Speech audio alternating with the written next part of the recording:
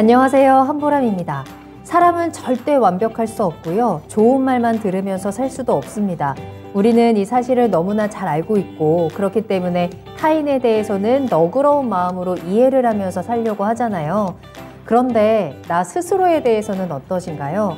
완벽하지 못한 모습에 스스로 상처받고 누군가에게 미움을 받을까 봐 두려워하지는 않으신가요? 나 자신에게도 조금은 너그럽게 마음을 가져봐도 괜찮을 것 같습니다. 나 스스로를 조금 더 믿고 의지하면서 내 진짜 모습에 익숙해지는 연습을 해보시는 건 어떨까요? 자, 그럼 투자의 신 지금 시작하겠습니다.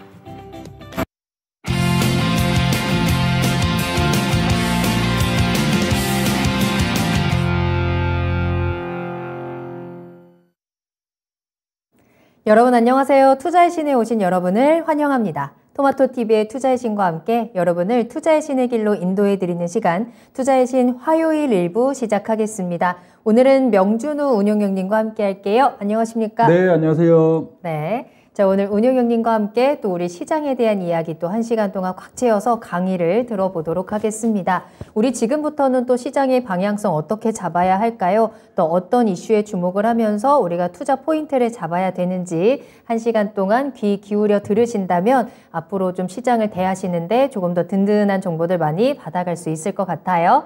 자, 그리고 강의 듣는 동안 여러분들 궁금한 내용들 생기셨다면 채팅창을 통해서 남겨주시면 되겠습니다. 유튜브에 토마토 증권통 검색하고 들어오셔서요. 실시간 채팅창에 오늘 하루 어떻게 보내셨는지, 그리고 시장에 대해서 궁금한 점들 어떤 것들 가지고 있는지, 강의 내용 중에 잘 이해가 안 되는데요, 이런 건 어떤가요? 여러분들의 의견들도 자유롭게 남겨주시면 저희가 실시간으로 여러분들과 소통하면서 그에 대한 해결책도 같이 찾아보도록 할 거고요. 또 2부에서는 종목 진단도 진행이 되거든요. 궁금하신 종목도 함께 남겨주시면 저희가 잠시 후 10시부터 시작되는 투자의 신 2부에서 종목 진단도 함께 달려가 보겠습니다. 궁금하신 종목명, 매수가, 비중 같이 남겨주시면서 여러분들의 이야기 많이 보내주시길 바랄게요. 자, 그러면 오늘 함께 하시는 분들 인사 나누면서 강의를 시작해 보도록 하겠습니다. 오늘도 반올림 100%님, 그리고 WTN님, 레제비츠님 모두 일찍부터 함께 와주셔서 출석 체크해 주셨고요. 자, 그리고 동백꽃 피는 날 님께서도 안녕하세요, 출석이요 라면서 인사 나눠주셨습니다. 레제비츠님께서는 요즘 4시 반부터 9시까지 낮잠이 버릇이 돼서 큰일이네요 라고 하셨는데, 딱 그 장 끝나고 정리하고 낮잠 한번 주무시고 우리 투자의 신 시작할 때 딱 일어나시네요. 괜찮습니다. 지금부터 다시 한번 집중하셔서 또 내일장 준비하면 되니까요. 지금 이제 낮잠 주무시고 오셔서 컨디션 굉장히 좋을 것 같은데 다양한 이야기들 또 다양한 정보들 많이 받아가시고 질문도 많이 남겨주세요. 자, 그러면 오늘의 강의부터 바로 출발을 해보도록 하겠습니다. 자, 이번 주에는 저희 어떤 내용을 살펴봐야 될까요? 네, 이번 주는 이제 설날 연휴가 이제 주반이 있고요. 네. 설날 연휴가 지나면 이제 본격적으로 각 섹터들 실적 시즌이 시작되겠죠. 그렇죠. 예, 그래서 네. 이제 실적 시즌 앞으로 이제 한 3, 4주 정도 이어질 실적 시즌에 있어서 각 섹터별 또 실적 대표주들의 또 실적 네네네. 예상치와 또 그로 인해서 이제 섹터와 업종 종목들이 어떤 식의 흐름을 펼쳐갈 것인가 하는 내용들 한번 보겠습니다. 굉장히 좋은 꿀팁일 것 같습니다. 자, 이제 시장에서 우리가 주목해야 하는 거는 실적입니다. 여러 가지 뭐 긍정적인 기대감들 덕분에 지수는 그래도 꾸준히 좀 잘 올라왔었죠. 분위기는 확실히 조금은 긍정적으로 바뀌어가고 있는 이 상황에서 실적 시즌이 다가오고 있습니다. 사실 4분기 실적 시즌을 또 어떻게 보내고 그 이후에 우리가 흐름들을 좀 예측해 볼 수 있는 중요한 자료들이 될 수 있을 텐데요. 각 섹터별로 분석을 해주신다고 하니까 여러분들께서도 그 안에서 여러분들의 종목이라든지 섹터에 대한 포트 정리를 다시 한번 해보시는 것도 좋을 것 같네요. 자, 그러면 지금부터 강의 바로 시작을 합니다. 첫 번째로 만나볼 섹터는 어디부터 살펴볼까요? 네, 역시 시장 이제 지수에 있어서 가장 대표 섹터인 IT, 반도체 영역들 보겠습니다. 예, IT는 일단 삼성전자가 이제 미리 프리 어닝 발표가 이제 나왔었는데요. 실적은 쇼크였죠. 3분의 1 수준, 네. 거의 큰 폭으로 이익이 감소되는 그런 면들 나왔었고요. 그리고 이제 1월 거의 한 말, 그리고 2월 달 초, 이제 설 연휴가 지나면은 바로 본격적으로, 이쪽 섹터들 이제 대표주들의 실적 발표 시작될 건데요. 전체적으로 뭐 실적이 그렇게 막 긍정적이진 않습니다. 긍정적이진 않아도 최근 주가가 그래도 반등을 지지난주 연초에 좀 했던 거는 역시 안 좋은 실적일 거는 이미 어느 정도 예측은 했었죠. 예측은 했는데 12월 달 월중 흐름에서 줄줄줄 주가가 빠지고 12월 달 중순 하순에 또 확 빼는 양상들까지 나오니까 이제 선제적으로 야 뭐 실적 안 좋을 거 이미 또 선반영된 게 아니냐 그런 기대감 속에 또 연초 흐름에서 강한 반등세가 나왔는데요. 지금은 강한 반등세가 나온 시점이기 때문에 네. 역시 또 그 실적 발표 시즌이 그렇게 좀 우호적이지는 않죠. 우호적이진 않아요. 예. 그렇죠. 실적 발표 지금 시즌이 반등이 이미 나온 반등이 이제 상황에서? 또 강하게 나온 상태가 되기 때문에 네. 지금이 주가가 좀 약한 기조면은 실적이 안 좋다 해도 이미 그게 뭐 바닥이구나 반영됐다 하고서 이제 또 수급을 붙일 수가 있겠는데 그래도 연초 흐름에서 반등세가 좀 나온 그런 양상들이라서 조금 무거울 수는 있는 요 실적 발표 시즌들 되고요. 그래서 주가가 또 빠지면은 다시 또 반등이 나오고 그럴 수 있는 시점들이긴 하죠. 지금 기본적으로 실적 쇼크가 나와도 그래도 주가가 반등을 할 수 있는 이유들은 역시 주가가 이미 많이 빠졌기 때문이죠. 벌써 한 1년 반, 또 종목별로 한 2년 이런 식으로 주가가 고점 대비 그래도 뭐 반토막, 3분의 1 토막, 4분의 1 토막 이런 식으로 많이 빠져 있기 때문에 실적이 안 좋아도 실적이 이렇게 또 안 좋아지는 상황들이 나올 거기 때문에 주가가 이미 대세 하락을 보이고 많이 빠진 게 아니냐 그런 기대감 속에 반등은 나오는데 네. 또 단기적으로 반등이 어느 정도 좀 나오면은 문제는 또 그 이상으로 끌고 올라갈 동력이 아직은 부족한 거. 실적이 이제 바닥을 치고 만연하게 이제 1, 4분기, 2, 4분기에는 돌아선다. 이런 뭐 기대감이 있으면은 또 어느 정도 반등이 나왔다가도 왔다 갔다 하다가 다음 단계 또 올라설 수가 있는데 그런 기대감은 여전히 또 없는 시점이기 때문에 이상이 지금 안 나오는 그렇죠. 거죠. 반등이 딱 나오는 데까지는 연기금이나 외국인 이런 쪽에서 끌어도 그 이상으로 이제 총대를 메고 이제 주가를 올려야 될 시점에는 아무도 또 나서지 않는 그런 면들이 있기 때문에 아마 올 상반기 흐름에서도 계속 그런 양상이 반복될 걸로 봅니다. 주가가 또 질질질 빠지고 좀 약하고 뭔가 심리적으로 불안한 위치에서는 또 강하게 수급 붙으면서 반등이 나오고 반등이 나오고 나면은 여지없이 또 탄력이 좀 줄어드는 그런 양상이 나올 가능성이 상당히 높다 볼 수가 있겠는데요. 일단 하이닉스 같은 경우에도 2월 1일이 이제 실적 발표 일로 그렇게 지금 나와 있는데 여전히 좀 적자, 약간의 이제 흑자에서 좀 적자로 전환되는 그런 단계들. SK 하이닉스나 LG전자, LG 디스플레이 모두 뭐 적자 전환 내지는 적자 지속, 그런 식으로 지금 좀 예측이 되고 있는 단계고요. 네. 실적이 그래도 가장 마지막 순간까지도 좀 살아있었던 LG 이노텍 이런 것들도 4분기 필두로는 좀 실적이 많이 좀 감소를 했죠. 전년 동기 대비도 한 절반 수준으로, 분기 대비로도 한 절반 수준으로 좀 많이, 역시 이게 소비 절벽에 직격탄.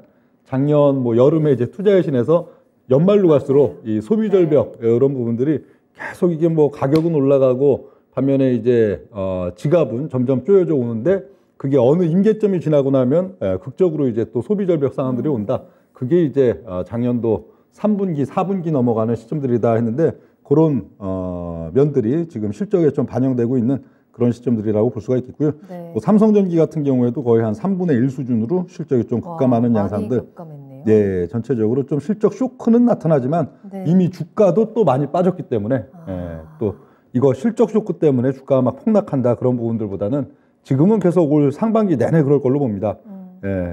이 약한 자리, 주가가 또 어그적 또 한 보름 한 달 어그적 빠진 위치에서는 느닷없이 그래도 수급이 좀 외국인이든 연기금 붙어가면서 반등도 나오고 반면에 그 이상으로 올라가기보다는 반등이 나오면 좀 어그적 빠지는 양상들 나올 수 있는 게 IT 반도체로 좀 볼 수가 있겠고요. 네. 다음 이제 보면 이제 자동차 2차 전지, 자동차는 실적이 좋게 나오죠. 네. 거의 뭐 작년도 동기 내지는 또 전분기 대비로도 상당히 수치가 막 많이 세게 찍혀 있습니다. 그러니까 여기 보면. 다른 섹터에 비해서는 완전 지금 다른 모습이거든요. 그렇죠.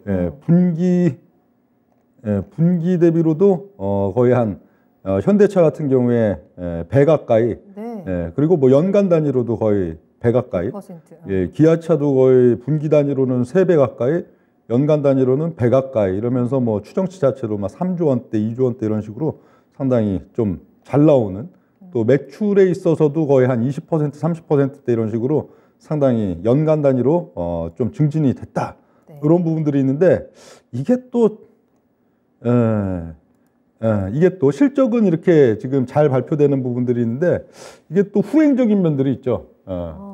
이게 작년도 뭐 보면은 올해가 아니군요. 벌써 작년도, 재작년도 말, 작년도 연초 그럴 때만 하더라도 거의 차가 없어서 못 팔았죠. 보통 신차대기도 거의 한 1년 반, 기본 1년 반, 네. 또 차종별로는 막 심지어 3년 가까이도, 30개월 가까이도 막 그렇게까지도요? 신차대기가 있던 그런 상황들이 뭐 불과 작년도 한 연초 이런 시점들인데 역시 여기도 소비 절벽 효과, 그리고 뭐 미국에 있어서도 그렇고 한국에 있어서도 그렇고 이제 할부 금융 자체가 워낙 이자율이 올라가다 보니까 거의 차 할부로 살려면 한 15%대 가까이 또 이율이 굉장히 높아지는 이런 면들이 있다 보니까 그동안 뭐 대기 걸어놨던 사람들도 막상 포기하고. 내 차례가 오면은 포기하고 맞아요. 그냥 계약금 날리고 그런 네. 사례들이 상당히 많아져 갖고 최근에는 신차 대기도 거의 뭐 절반 내지는 절반 이하 그런 가운데 어떤 차종별로는 심지어 뭐 한 1년 반 기다려야 되는 차종이었는데 워낙 이게 그냥 그 계약 해지가 많아가지고 바로 1, 2개월 이내에 또 받을 수 있는 그런 상황들도 되기 때문에 네. 그건 앞으로의 또 실적에 있어서 그렇게 좋은 면들은 아니죠. 그럴 수 있겠네요. 그렇죠. 신차 대기가 계속 많이 깔려 있고 그런 가운데 그래야 이제 실적에 있어서도 이런 좋은 실적 흐름들이 계속 또 이어질 수가 있는데 네. 그 효과가 상당히 좀 이 소비 절벽으로 인해서 좀 둔화되고 있는 그런 면들이 있고요. 특히 또 뭐 테슬라도 가격 인하를 이제 본격적으로 맞죠. 급격하게 하는 그런 면들이 또 한국 시장뿐만 아니고 미국 시장에 있어서도 판매에 있어서 좀 우려되는 면들. 그러니까 실적이 지금 상당히 좋게 지금 발표되는 시점들인데 역시 악재가 그에 못지않게 또 부각되면서 주가 탄력은 좀 떨어지고 있는 그런 지금 단계가 되겠고요. 네. 뭐 이쪽 2차 전지 계열들도 네. 그렇죠. 삼성 SDI에 있어서는 뭐 연 단위로는 그래도 증진, 반면에 또 분기 단위로는 좀 감소 이런데 영업이익 추정치는 5,300억. 근데 SDI의 시가총액이 현재 또 워낙 높은 상태이기 맞아요. 때문에 그렇게 뭐 실적이 크게 부각되는 단계까지는 아니고요.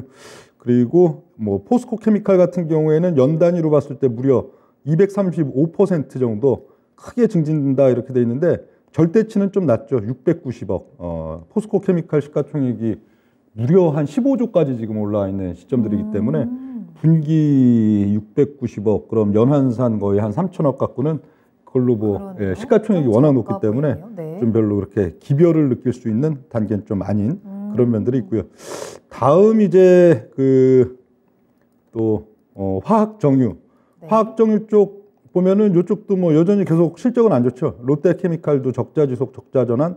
뭐 금호석유에 있어서도 연 단위로도 한 3분의 1 수준으로 이제 실적이 많이 감소하고 분기 단위도 33% 정도 좀 감소되는 그런 양상들인데 순수화학주들은 워낙 또 오래 빠져가지고요. 맞아요. 지금 그죠? 작년도 상반기부터 실적이 맞아요. 어마어마하게 좋게 나오던 작년도 상반기부터 이미 주가는 그냥 빠지기 시작하는 그런 단계. 네. 그래서 지금 뭐 PBR 수준이 거의 뭐 한 0.3, 0.4 정도 되기 때문에 막상 지금 이렇게 실적이 적자로 전환되고 실적이 크게 감소된 시점들인데 최근에 오히려 주가가 좀 반등하는 그런 양상들 맞아요. 나오죠. 워낙 그동안 한 2년 동안에 많이 빠져서 실적이 제일 좋을 때 주가가 격하게 빠졌으니까 실적이 이제 완연하게 이제 안 좋게 나오는 시점들에 있어서는 네. 조금씩 이제 반등을 도모하고 있는 그런 양상들 되고요. 하나솔루션은 뭐 태양광 관련해 갖고 그래도 실적이 상당히 연 단위로 봤을 때는 상당히 좀 증진돼 있는 그런 포인트들. 근데 하나솔루션이 또 주가가 워낙 높기 때문에 이게 퍼 수준도 거의 한 10배에서 12배 정도 주가도 이제 월봉에 있어서 여전히 고점부에서 왔다 갔다 하는 양상들이라 그 주가가 높기 때문에 시장 요인 때문에 주가가 빠지려고 하면 그래도 실적은 그래도 살아있기 때문에 다시 또 붙이고 이런 양상의 지금 상황들이 작년도 연중 내내 좀 반복되고 있는 하나솔루션이 되어 있고요. 그리고 뭐 S-오일이나 GS, SKC 이런 쪽들이 있어서는 실적 좀 부진한 양상들 계속 이어지는 그런 지금 포인트 볼 수가 있겠습니다. 딱 여기까지 살펴봤을 때 대표적으로 반도체 그리고 자동차, 2차 전지, 화학 정유까지 실적이 안 좋을수록 이미 시장에서는 좀 긍정적으로 반응을 하고 있는 모습들이 나타나고 있거든요. 네. 여러분들께서도 이제 실적이 정말로 딱 뚜껑이 열리고 났을 때 주가가 흐름이 또 어떻게 움직일까 이 부분을 우리가 좀 체크를 해봐야 될 것 같고, 이러한 실적 기대감으로 올라오는 부분들이 계속해서 좀 끌어올려 줄 것이냐, 이 부분에도 약간 물음표가 생기는 부분이죠. 반등에서 그칠 수 있다라는 점들 우리가 체크를 하면서 요 진입하고 또 빠져나오는 타이밍을 잘 체크해봐야 될 것 같습니다. 특히나 이 반도체라든지 자동차 이쪽은 완전히 지금 반대의 모습을 보여주고 있는 상황이어서 여러분들께서도 또 반도체 섹터에 대한 기대감 가지고 계시는 분들께서는 요 타이밍 잘 잡아봐야겠다라는 생각이 좀 드는데요. 자, 여러분들 요 섹터에 대해서 어떤 궁금증들 가지고 계시는지 함께 질문도 남겨주시면 좋을 것 같고요. 서당계 1년차님께서는 강의할 때는 잠깐 도망갈까라고 하셨는데 출석 체크 계속해서 제가 체크하고 있으니까 어디 도망가지 마시고 끝까지 함께 하세요. 이 시간이 굉장히 중요할 것 같습니다. 섹터별로 그 흐름들 저희 체크하고 있고요. 다음 섹터는 우리 어디 살펴보면 좋을까요? 네, 철강조선 보겠습니다. 철강조선 있어서 보면은 뭐 연 단위로 뭐 97%, 99% 이런 식으로 감소됐다 이렇게 돼 있는데, 네. 이건 뭐 절대치 자체가 워낙 낮으니까요. 거의 뭐 이익도 손실도 없는 정도를 예측하기 때문에 네. 거의 미미한 수치의 플러스를 이렇게 만들어 나왔고, 예, 요 정도인데 거의 실적은 그냥 제로 수준이다, 그 정도 좀 볼 수가 있겠는데요. 그러나 이쪽 섹터들도 워낙 주가가 그동안 또 오래 빠졌고, 여긴 원래 또 PBR 자체가 워낙 또 낮잖아요. PBR 수준이 포스코홀딩스나 현대제철도 거의 한 0.3대 내지는 그 이하 수준이기 때문에 주가가 뭐 실적 꺾였다고 이제 뭐 여기서 뭐 쇼크를 맞는다 그런 단계보다는 이제 그래도 주가 빠질 만치 빠지고 저점부에서 이제 좀 등락 국면들, 경기가 조금 호전되고 이쪽 섹터에 있어서도 실적이 어느 정도 슬슬 좋아지기 시작하는 그 시점을 앞두고 계속 좀 바닥 다지기가 거의 한 1년 반 이상 나올 걸로 봅니다. 예, 현재 단계에서 주가가 막 그렇게 네. 예, 크게 빠지지도 않고요. 예, 주가가 반락이 크게 나오면은 역시 또 워낙 싸기 때문에 거기에 대해서 뭐 연기금 또 외국인 매수 또 수급들 또 붙여주고, 또 주가가 어느 정도 좀 조금 강해지겠는데 싶으면은 역시 이쪽이 이제 실적이 전환되고 돌아나갈 시점들은 최소 1년 반 이상은 걸리기 때문에 다시 또 반락이 나타나고 그럴 수 있는 쪽이 철강 조선. 조선에 있어서는 희한하게 리포트가 없어요. 대표주들이 그래요? 네. 리포트가 거의 안 나옵니다. 4분기에 보면은 리포트 자체가 거의 안 나오는. 왜요? 그래서 지금 한국조선해양 외에는 아예 써놓지 못했는데요. 그게 그래요. 예, 벌써 몇 년째죠? 한 10년도 넘었죠. 대세 하락이 10년째 이어지니까 섹터 애널리스트들도 리포트를 안 씁니다.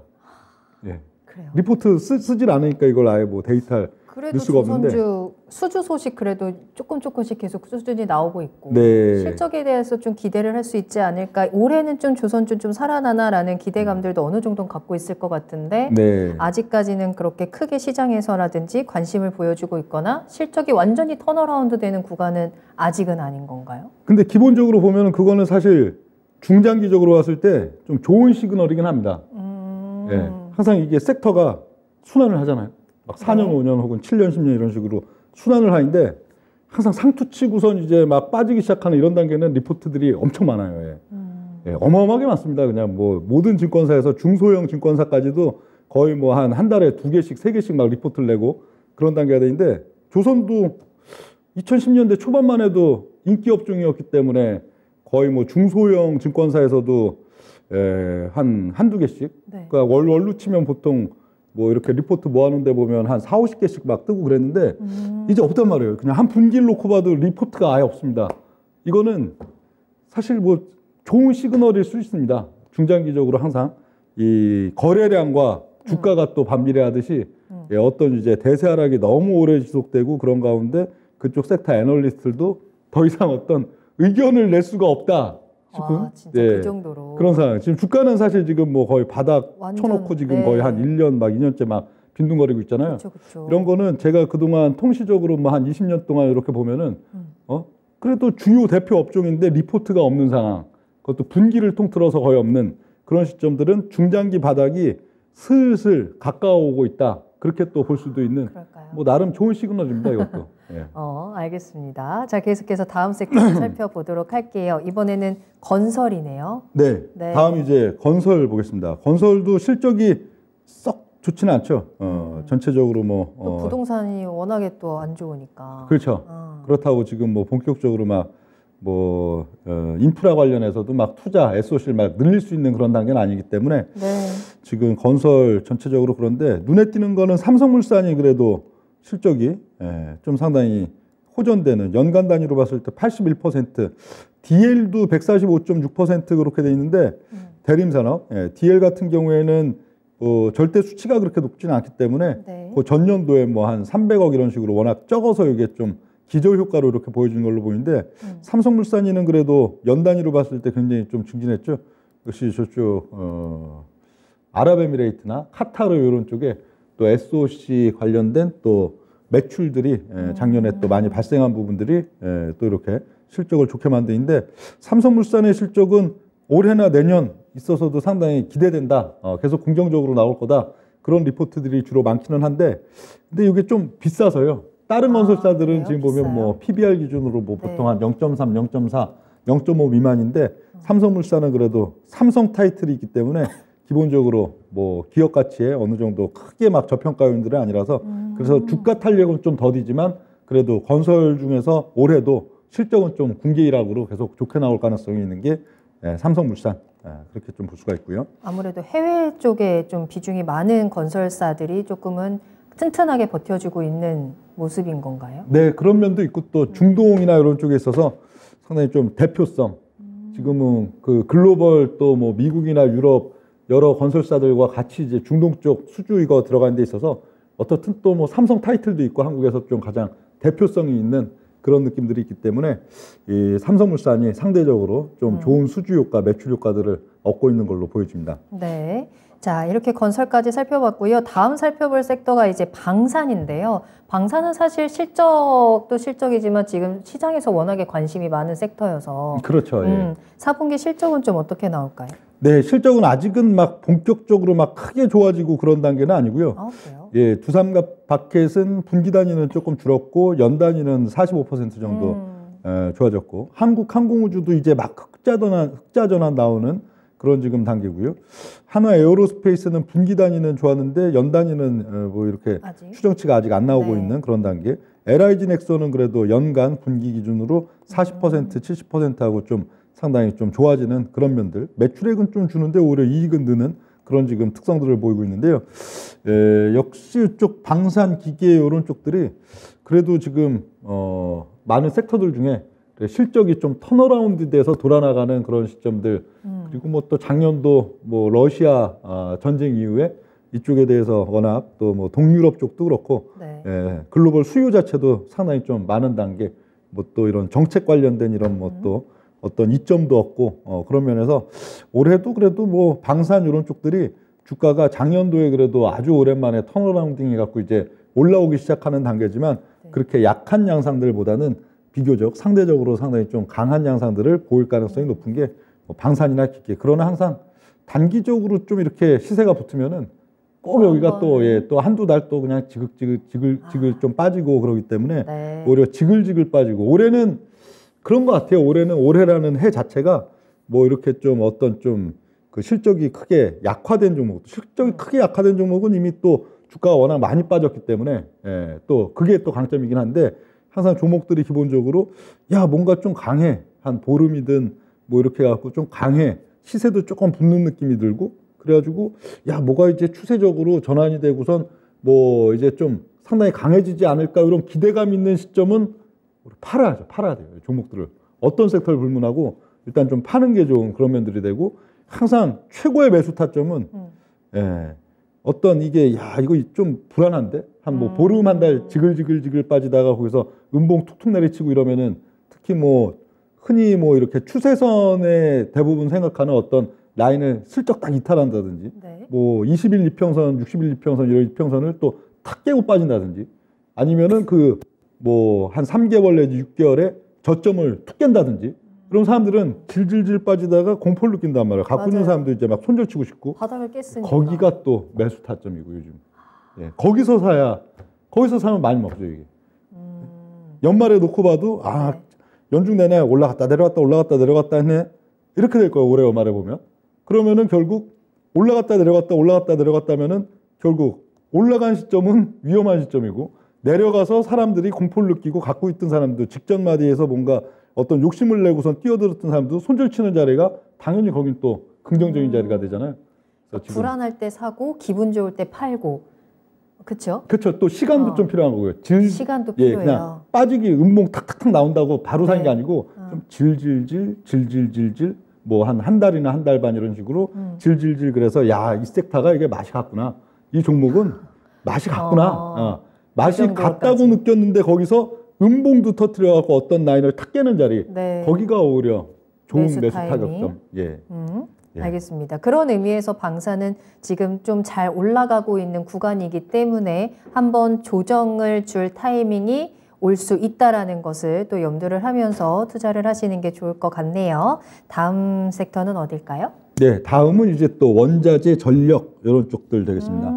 여기야 뭐 계속 힘들지 않나요? 아니에요? 이쪽이요. 이쪽도 작년 상반기 그럴 때 좀 부각을 받았었죠. 그렇죠. 예, 뭐 이제 에너지 전쟁 막 나고, 예, 네. 전쟁 뭐 그리고 에너지 가격 막 급등 그래갖고 막 좀 부각을 받았었는데 실적 보면은 뭐 한국가스공사 정도 괜찮고요. 뭐 분기 단위로 봐도 거의 한 3배 정도 증진, 그리고 연 단위로 봤을 때도 한 35% 정도 증진, 그래서 한 5,580억.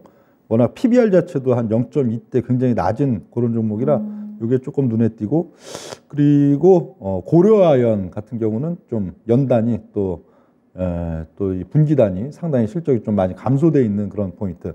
고려아연의 월봉이나 이런 것들 보면은 상당히 좀 높은 위치에서 왔다 갔다 하는 그런 양상들이 있어갖고 고려아연 이런 거는 올해 연중으로 봤을 때는 뭐 단기 낙폭이 좀 큰 자리에서는 그래도 뭐 한 10% 15% 단타가 나오겠지만 네. 연중으로 이렇게 놓고 보면은 그렇게 좋은 투자 대상이 되지는 않을 가능성이 좀 많다. 워낙에 좀 많이 올라왔던 보여지고요. 종목이라 예. 그렇죠. 2년 동안. 예, 알겠습니다. 그렇죠. 예. 네. 그리고 다음 이제 인터넷 게임 쪽 보면 인터넷 게임도 뭐 실적은 안 좋죠. 실적은 뭐 연간 단위로도 좋게 나타나는 쪽이 뭐 크래프톤 정도 조금 이제 증진됐다 이렇게 나오고 근데 이것도 워낙 낮아가지고요. 예, 영업이익 자체가 그러네요. 예, 570억? 570억이면 연 단위로 한 2천억 베이스인데 이게 시가총액이 또 워낙 크니까 그렇게 뭐 반영받지는 못하는 그런 지금 시점들이긴 한데 전체적으로 실적은 별로입니다. 실적은 다 별로여도 네. 예, 그래도 주가는 그래도 연말 12월 달, 11월 달, 12월 달, 또 1월 달에도 상대적으로 좀 강한 양상들을 많이 가져왔었죠. 그래서 운용력이 그 언제야? 11월 말 12월 거기서도 이런 인터넷주, 게임주, 네. 엔터테인 이런 걸 바이오 그런 것들을 상당히 좀 강조했던 시점들이 있고 그랬는데 여기도 역시 마찬가지. 여기도 이제 추세적으로 막 이게 이제 대바닥 찍고 지금 뭐 네이버도 그렇고 카카오 뭐 NC 다 보면은 이 모든 종목들이 지금 다 완전히 그렇죠. 바닥이에요. 월봉이 거의 한 네. 1년 반 동안에 그냥 큰 폭락 1개, 2개, 막 3개, 4개 거의 한 5개 그래갖고 보통 낙폭들도 한 5분의 1 토막, 7분의 1 토막 이런 종목들이잖아요. 예, 그러다 보니까 실적이 지금 안 좋은 상황이어도 반등 나올 자리에는 또 반등이 나온다고요. 나올까요? 그러나 이게 네. 반등이 나왔잖아요. 예, 반등이 꽤 강하게 나왔죠. 그래도 예, 꽤 강하게 성이 안 나왔는데 차는데. 11월, 12월. 그렇죠. 이게 물린 사람한테는 성이 안 차지. 예, 1억 원을 투자해서 7분의 1 토막 나왔고 예? 한 1,500만 원 남아 1,500만 원에서 30% 올라봐야 그거 뭐, 예, 뭐 내가 1억 원 투자했는데 1,500만 원이 1,900만 원 된 거 아무 그렇지만 이걸 이제 물린 게 아니고 예, 이제 이 정도면 이제 바닥 쳤어 하고 트레이딩을 하는 사람에게는 크죠. 막 한두 달에 막 40% 이런 식으로 막 올라가니까 그렇죠. 굉장히 큰 그런 건데 그렇다고 여기서 추세가 바로 돌지는 않습니다. 이게 주식이라는 게 이러고 1, 2, 3, 4, 5 하고선 몇 토막이 나면은 이게 바로 이러고 돌아나가는 게 아니고 주식이 밑에서 그래도 최소한 1년 반, 2년 하고는 이러고 올랐다, 내렸다, 또 올랐다, 내렸다, 올랐다, 내렸다 바닥을 이제 다져야 예, 네. 바닥을 최소 1년 반 이상은 올랐다 내렸다 해야 거기서 이제 추세적인 전환점 그 다음 시점에 있어서 모멘텀이 크다 하면은 오히려 또 2년, 3년 거쳐가지고 전고점도 넘어갈 수도 있는 거고 반면에 모멘텀이 좀 약다 하면은 이전 시점들의 상투권 바로 아랫자리 정도 그 정도 반등 나오고 하는 것들인데 그러니까 지금은 아직 초입이잖아요. 그렇죠. 막 이제 작년 시작. 가을 네. 예. 거기에서 이제 바닥 한번 찍고 이제 등락 구간 저거기 때문에 여기도 역시 연중에 야, 이거 완전 또 한 달 반 이러고 질질질 또 막 이제 빠지고 그런 가운데 뭐 저점 한번 툭 뭐 이렇게 깨거나 이런 양상으로 겁줄 때는 적극적인 매수 자리. 반면에 뭔가 되지 않겠어? 뭔가 이제 좀 뭔가 살아나는구나, 강하게 돌지 않겠어? 이런 느낌이 들고 좋은 리포트, 좋은 기사 나오고 그럼 또 무조건 매도. 팔아야 되고. 그래야 되는 게 또 인터넷 게임 이쪽 섹터다. 이렇게 보시면 되겠고요. 네. 다음 이제 바이오 제약. 바이오 드디어 왔네요. 예, 바이오. 바이오 제약도 뭐 실적은 다 좋게 지금 찍혀 있는데 주로 근데 주가는 별로죠. 그러니까요. 주가는 지금 뭐 사실 1월 좀 달 연말에 별로예요. 기대를 했었잖아요. 예. 바이오 섹터에 대해서. 오히려 12월은 그래도 강했는데 1월 달 시장이 이제 반등 나오는 거기서는 12월 달 말에 푹 뺐던 것들 그거 중심으로 또 돌면서 별로 그냥 시들시들한데 실적은 또 상당히 괜찮은데? 괜찮습니다. 메디톡스는 이게 무슨 일이죠? 메디톡스요? 2천? 아, 이거는 그냥 기저효과. 기저효과. 예, 이건 기저효과죠. 절대치가 그래요? 지금 영업이익 분기가 123억이니까 아. 그 전년도 동기에 미미했나 보죠. 뭐 한 5억 이러고 찍혀 있었으니까 이게 그거지. 이건 의미가 없는 거고요. 이건. 그래요? 메디톡스가 뭐 시가총액이 또 낮은 것도 아니기 때문에 이건 의미가 없는 거고 역시 삼바, 셀트 이런 것들인데요. 그렇죠. 삼바도 지금 거의 연단위 한 100% 증가 그러면서 분기 순이익이 한 2,500억대 나오죠. 이제 1조 클럽 여기도 이제 이익에 있어서 1조 클럽 달성 바로 직전 수준 그 정도로 왔는데 그러나 실적이 아무리 셀트리온도 지금 거의 한 30% 증진되면서 한 2,200억대 여기도 이제 1조 클럽 거의 1조 클럽 전에 넘어갔었나? 예, 이런 지금 시점들인데 그러나 중요한 거는 이 뭐 사실 삼바나 셀트도 시가총액이 낮은 건 아니거든요. 네, 삼바도 무려 거의 한 56조 정도. 그러면은 1조 클럽이라는 게 뭐 꼭 그렇게 아주 큰 건 아니죠. 예. 그렇죠? 시가총액 자체가 뭐 10조다 그럼 뭐 그게 또 의미가 있지만 56조나 되기 때문에 셀트도 거의 한 20조 원대 중반 이렇기 때문에 예, 뭐 1조 원대 영업이익이다 그게 무조건 막 싸다 그건 아니에요. 그러니까 얘네들은 때를 만나요. 때를. 얘네들의 때를 만나면은 그 시점을 만나면은 야 실적도 벌써 뭐 2020년, 21년, 22년 이렇게 꾸준히 다 계속 좋아지고 앞으로의 모멘텀 더 크다 하면서 이게 주가가 또 강하게 치고 갈 수 있는데 아직 때가 아니니까 계속 고점 돌파만 하려고 하면 다시 또 밀리고 예, 밀리는 척하면 또 이제 어금어금 또 이제 다시 또 고점 돌파 할까 말까 하는 그런 양상 나오고 그런 양상들 나오는 게 아직 역시 때인데 설이 지나면 때를 마주할까요? 그냥 제 개인적인 생각으로는 바이오 섹터는 사실 실적으로 움직이는 섹터는 아니지 않나요? 실적보다는 실적이랑 딱 네, 예. 실적이 좋아 그러니까 막 움직이고 이렇다기보다는 뭐 신약 개발이라든지 이런 기대감으로 좀 더 움직이는 섹터인 것 같아서 주기와 그쵸 그때 예, 또 주기를 주기랑, 말씀해 주셨고 예, 그리고 말이죠 말. 예. 말 이게 올릴 때가 되면은 네. 그냥 그 애널리스트들이 바이오 제약은 하긴 바이오 제약 쪽은 애널리스트들이 얼마든지 그냥 뭐 앞으로의 실적 전망 막 여기 분위기가 좋아요 지금 막 한 6개월 8개월 막 분위기가 좋아. 그럼 퍼 수준도 뭐 30배 50배여도 뭐 100배 130배 막 갖다 붙일 수가 있고 또 앞으로의 실적 추정에 있어서도 사실 이게 뭐 애널리스트들이 아무리 이거 책상에 계산한다고 해도 제조업은 계산하면 얼추 비슷하게 이게 나오지만 네. 이쪽 바이오나 이런 쪽들은 1년 2년 후에 그 추정치가 어떻게 나오겠어요. 거기서 뭔가 또 굉장히 긍정적인 어떤 상황이 오면 실적이 생각했던 것보다 훨씬 또 크게도 나오고 또 그렇지도 않고 그런 면들이 있기 때문에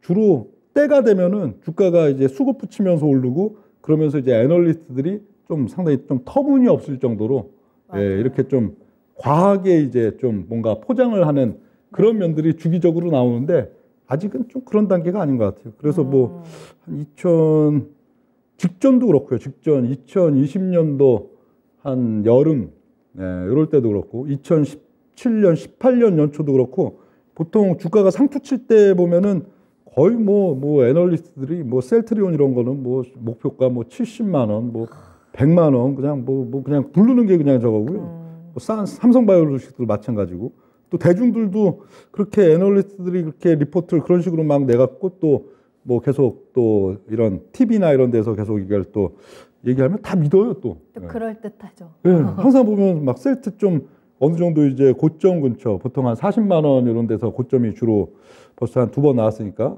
그쯤 되면 야 70은 간다, 뭐 한 100은 간다, 뭐 이런 식으로 다 구전이 막 그렇게 또 퍼진단 말이에요. 예, 그런데 지금 단계는 어떻든 또 이제 삼바 같은 경우는 고점을 다시 돌파 타진을 하면서 이게 어떤 흐름을 만들 거냐, 셀트는 다시금 또 이제 이 등락의 고점을 향해서 갈 거냐인데, 요즘 특징은 미국의 이제 대표적인 그 바이오 제약 이런 쪽들이 한 12월 달에는 사상 최고가 돌파를 딱 앞두고선 한 4주, 5주, 6주 정도 이렇게 거기서 왔다 갔다 하다가 연초 1월 달 1, 2주에 슬쩍 쓱 밀렸어요.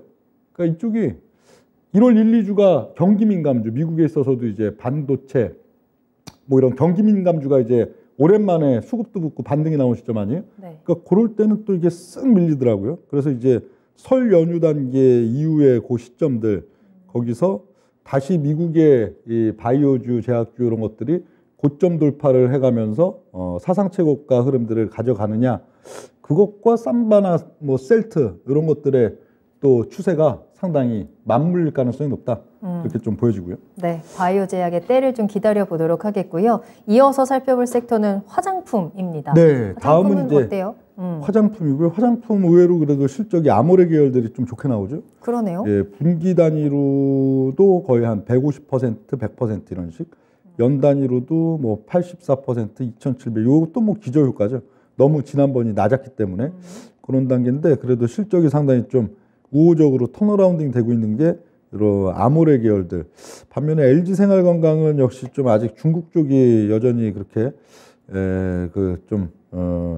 아직은 좀 이렇게 내왕하기가 좀 그러니까, 예, 뭐 여전히 분기 단위, 연 단위로도 실적이 좀 감소돼 있는 그런 양상들 지금 볼 수 있는 게 화장품 되겠고요.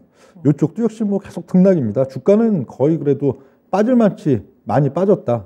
큰 하락의 흐름들은 거의 끝났다 그렇게 보여지는데, 저점 치면 바로 올라가는 게 아니고 반등 나왔다가 또 반락 나왔다가 이게 4번, 5번 어그적 그게 큰 게 또 반복이 돼야 추세가 넘어가기 때문에, 예, 유통업종 보겠습니다. 유통업종도 실적이 썩 나쁘진 않습니다. 그렇죠. 이마트만 뭐 분기 연단위 실적이 안 좋고요. 야구 우승해갖고 이게 그 뭐지, 너무 할인 판매를 많이 해서 그런지 뭔지 모르겠는데, 예, 이마트가 좀 그렇고요. 네. 예, 그 외에는 전체적으로 뭐 신세계 쪽, 뭐 현대백화점 등등, 뭐 롯데쇼핑 다 그래도 괜찮은 편. 현대백화점은 매출은 상당히 뭐 크게 성장을 했는데, 뭐 그쵸, 연말에도 뭐 여의도나 뭐 현대백화점 가면 뭐 그냥 발디딜 팀이 없을 정도. 맞아요. 그러니까 매출은 증진하는데 이익은 또 증가율이 상당히 미미해요.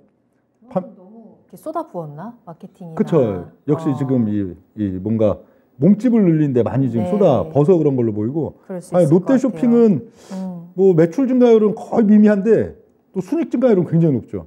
거의 한 40%대 이런 식으로 좀 실속은 굉장히 좀 많이 챙기는. 근데 이쪽 유통업종도 주가가 그동안 여긴 뭐 1, 2년, 2, 3년이 아니고 거의 한 7년 이상 지금 대세 하락, 2015, 16년?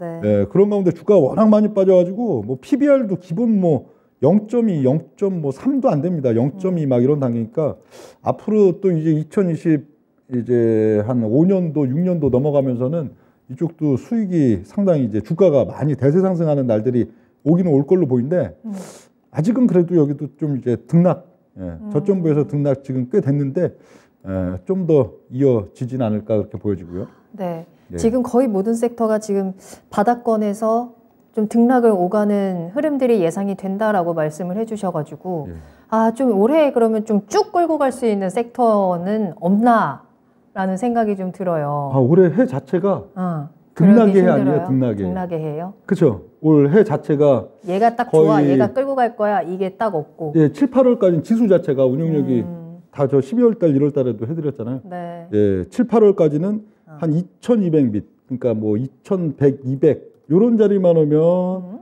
또 2,500 뭐 향해가지고 이렇게 오르는 힘이 생기고, 또 2,500만 넘어가면은 2,500 근처나 여기서는 또 2,200 밑으로 좀 빠지는 힘이 생기고, 그래서 상반기 동안에는 거의 그게 한 두세 번 정도 반복이 되다가 8월 달 한 초순 중순 정도에는 한 2,620 정도, 네, 2,600 슬쩍 넘어가는 정도 그게 나오면은 거기서는 거의 한 9월 달, 10월 달 한 40에서 45일 동안에 와장창 한번 뺀다 이게. 맞아요. 와장창 빼는데 그 와장창 빼고 나면은 이제 대세 상승이 시작된다 이게. 4년, 5년에 걸친 예, 시장의 이거 한국만이 아니고 미국 글로벌 전체적으로 예, 그런 양상 나온다니까 그럼 연말에 가서 보면 뭐예요?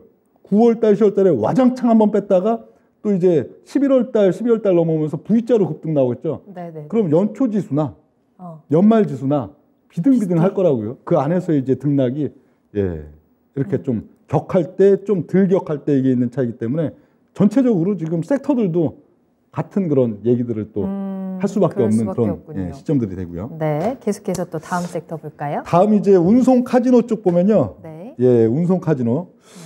그 뭐 흑자 전환 정도는 많이 찍혀 있죠. 강원랜드도 흑자 전환, GKL도 흑자 전환, 파라다이스도 흑자 전환. 흑자 전환이라는 단어는 본격적으로 이익이 많이 난다 보다는 그동안 적자가 워낙 많이 났었는데 그래도 입에 풀칠을 하거나 그래도 근데 흑자 전환만 해서 안 돼요. 그럼 이자 비용이 이게 예, 계속 나가는 거니까 예, 영업이익이기 때문에 그런 단계들인데 예, 지금 뭐 이런 강원랜드, GKL, 파라다이스, 카지노들은 그래도 좀 흑자 전환 정도는 지금 나오기 시작하는 그런 지금 시점들 되고요.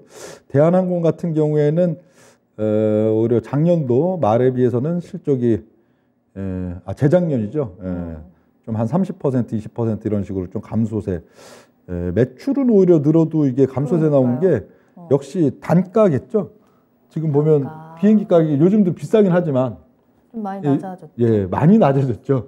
코로나 직후였다가 이제 막 이제 풀릴 때 그때는 맞아요. 그래도 예, 굉장히 윗돈이었는데 네. 예, 이게 많이 그래도 좀 낮아지는 면들이 예, 생기면서 마진율은 좀 많이 이렇게 좀 떨어지는 예, 그런 지금 상황들 볼 수가 있겠고요. 다음 이제 엔터테인먼트. 엔터. 예, 엔터테인먼트. 엔터는 다 좋지 않나요? 웬만하면. 엔터테인먼트 보면은 하이브 빼고는 다 분기 내지는 연간이 썩 나쁘지 않죠. SN 같은 경우도 연 단위로 봤을 때 거의 한 60%대 이익 증진, 그리고 YG 53%, CJ ENM 31%, JYP 84% 이런 식으로 네. 좀 좋게 나타나고 있는 게 엔터테인먼트 되겠는데, 근데 주가는 오히려 이런 뭐 CJ ENM이나 YG 엔터 이런 쪽이 좀 그래도 탄력이 좀 있고, 뭐 하이브도 요새 뭐 워낙 낙폭이 크니까 좀 반등은 나오지만 SM이나 JYP 같은 경우는 주가 탄력이 좀 많이 떨어지죠. 4분기도 그렇고 연초도 그렇고 이게 주가가 높아서 그래요. SM이나 JYP는 오히려 그쵸. 그동안 한 월간 차트에 위에서 놀고 있기 때문에 예, 싸지가 않으니까 좋은 실적이 그래도 이미 선반영이 어느 정도 됐다. 그리고 좀 무겁게 느껴지는 그런 면들이 있고, CJ ENM 이런 것들은 주가가 워낙 또 많이 빠진 데다가 그러면서 절대치도 낮거든요. 엔터테인먼트라고 보기에는 뭐 PBR이나 PER 수준도 워낙 좀 낮기 때문에 주가가 이렇게 좀 좋아지는 부분들이 좀 탄력적으로 반응이 좀 나오고 있는 그런 시점들이 지금 되고요. 그래서 매매에 있어서는 오히려 주가가 높은 SM이나 JYP 이런 거보다는 YG 엔터나 CJ ENM 이런 쪽으로 가야 되는데 그것도 역시 똑같습니다. 이게 뭔가 힘들어 보일 때 영 기백이 없어 보일 때 사야 먹지 뭐가 될 것 같고 추세가 전환될 것 같고 그런 시점에는 먹기 어렵습니다. 그런 면들 되고요. 네. 그 다음에 음식료 의류업종 보겠는데요. 이쪽도 뭐 썩 나쁘진 않습니다. 지금 뭐 분기 대비로는 지금 4분기 뭐 전체적으로 마이너스 이렇게 찍혀 있어도 뭐 작년도 올해 넘어오는 단계 보면은 주로 그래도 플러스 찍혀 있는 쪽들이 많이 있고요. 하이트질로만 유독 분기나 연간 단위로 이렇게 마이너스가 좀 많이 찍혀 있죠. 지금 보니까 네. 힘들어도 경제가 힘들어도 꼭 사야 되는 것들 있잖아요. 그럼요. 옷이라든지 음식료, 앞서서 유통도 그랬고 화장품도 그랬고 이런 생필품 같은 쪽들이 그래도 실적이 좀 잘 나오네요. 예. 그리고 싸고. 싸고. 그렇죠. 일단 비싸면 안 돼. 덩어리가 비싸면은 소비를 할 수가 없거든요. 싸고 뭔가 꼭 필요하고. 그러니까요. 예. 그런데 주가에 있어서는 우리가 조금 더 신중하게 지금 접근을 해야 되는 시기. 네. 이쪽 음식료, 의류의 주가 흐름은 현재는 어때요? 음식료는 전체적으로 매매하기가 참 편한 지금 시점들이고요. 아, 진짜요? 이쪽도 이미 한 2015, 16년부터 대세하락 거의 한 7년 가까이 하면서 주가 빠질 만큼 많이 빠져서 뭐 프리미엄이 아니고 여기도 뭐 PBR 기본적으로 엄청 낮고요. 그런 가운데 실적은 작년도부터도 이제 슬슬 이제 돌아 나오고 좋아지는 양상들이 되니까 싸면서 리스크가 없으니까 앞으로도 뭐 올해 연중 흐름에서도 이쪽이 뭐 그렇게 실적이 쇼크 나올 일은 거의 없어 보여요. 실적이 계속 꾸준히 증가될 수 있는 그런 쪽이 음식료라 트레이딩 하기는 굉장히 좀 좋고 좀 뭐 장기 투자도 좋긴 좋은데 장기 투자는 그래도 올 가을 넘어서 하는 게 좋죠. 이왕이면. 그런 면들이 있고요. 이쪽 의류 쪽들은 조금 문제가 될 수도 있어요. 의류 쪽들은 역시 소비 절벽 그런 효과들이 사실 뭐 먹는 건 꼭 먹어야 되는데 예. 옷은 뭐 그렇죠. 옷은 사실 뭐 올해 그렇죠. 신상 안 입어도 되잖아요. 예. 그렇죠? 예. 뭐 작년에 입던 거 입어도 되고 네. 재작년 뭐 떨어져서 못 입는 건 아니까. 그렇죠? 예. 그런 면들이 있어 갖고 네. 의류 쪽들은 그렇게 막 예, 뭐 실적에 있어서 올 상반기도 기대치를 높게 보기는 좀 어렵지 않나 그렇게 좀 보여지고요. 네. 네. 다음은 그리고 통신 보겠습니다. 네.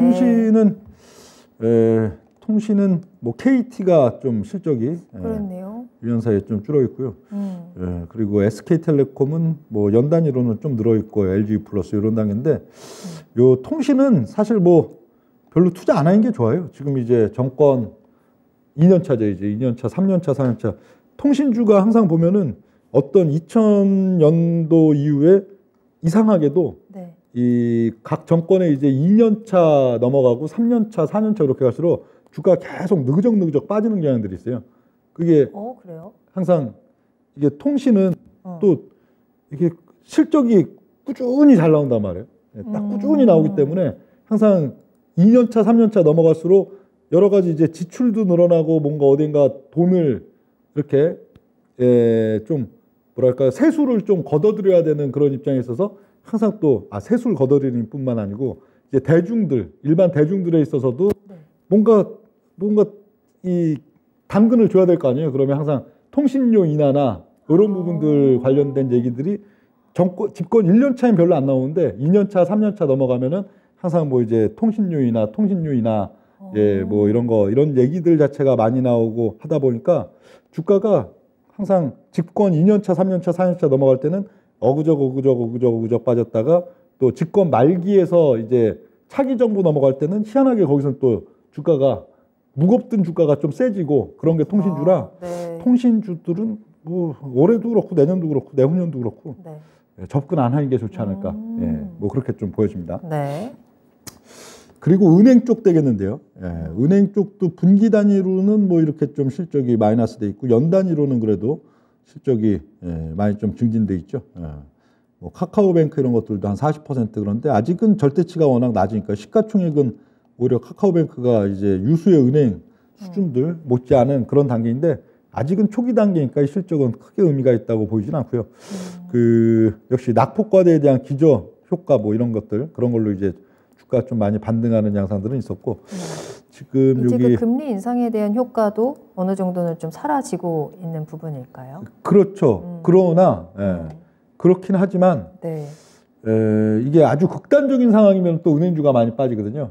이게 뭐 부동산 관련해서도 연쇄적으로 막 이제 뭐 서로 이제 뭐 삼각해야 되는 어떤 상황이 오고 또 기업들에 있어서도 막 줄도산 이런 상황이면 은행주가 크게 빠지는데 그렇지는 않은 가운데에서 이렇게 좀 버티는 상황들이 있어서는 은행들이 그래도 순이익이 그렇게 꾸준하게 그래도 이자 비용이 지금 어떻든 지금 예대 마진도 상당히 높은 그런 단계가 되기 때문에 이익이 꾸준하게 그래도 만들어질 수 있는 부분들이 수급의 긍정적인 요인들은 주인데 그렇다고 그 이상으로 또 강해지지 못합니다.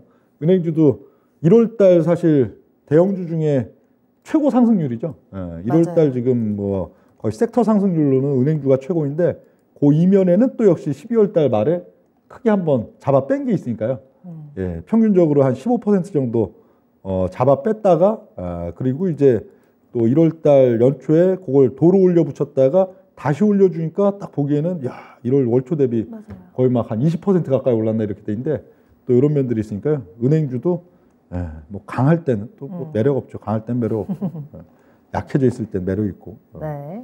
다음 네. 금융주 증권이네요. 네. 증권주가 뭐 거의 연 단위로 봤을 땐 작년까지는 그래도 뭐 지수는 8월부터 대세 하락이었지만 지수도 작년 말에는 3천 정도는 그래도 버티고 있었습니다. 3천 밑으로만 내려오면 재작년이죠. 작년이 아니고.